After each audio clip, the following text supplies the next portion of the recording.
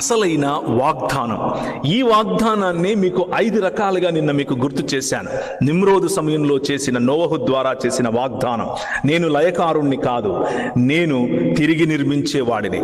అబ్రహాము ద్వారా చేసిన వాగ్దానం, the promises that he gave to the patriarchs that ran before us, they walked before us.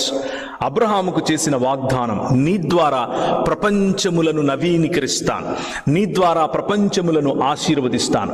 తన పిల్లలైనటువంటి ఇశ్రాయేలు ద్వారా చేసిన వాగ్దానం, నీ ద్వారా నేను ఈ ప్రపంచాన్ని ఉద్ధరిస్తాను. ఇశ్రాయేలు, నీ భాగ్యం ఎంత గొప్పది, యెహోవాయే రక్షకుడుగా గల నీ భాగ్యం ఎంత గొప్పది. అన్యజనులు నీతో ఏకీభవించినట్లు వారు వేషములు వేస్తారు. నేను I'm reading it from Deuteronomy chapter 33. అన్యజనులు నీతో ఏకీభవించినట్లు వేషాలు వేస్తారు, కానీ నువ్వు వారి ఉన్నత స్థలములను తొక్కుతావు. The patterns of this world, the fashions of this world and the systems of this world, వాటిని తొక్కడం కోసం ఇశ్రాయేలు నేను నిన్ను పిలుస్తున్నాను. You will be my true representative.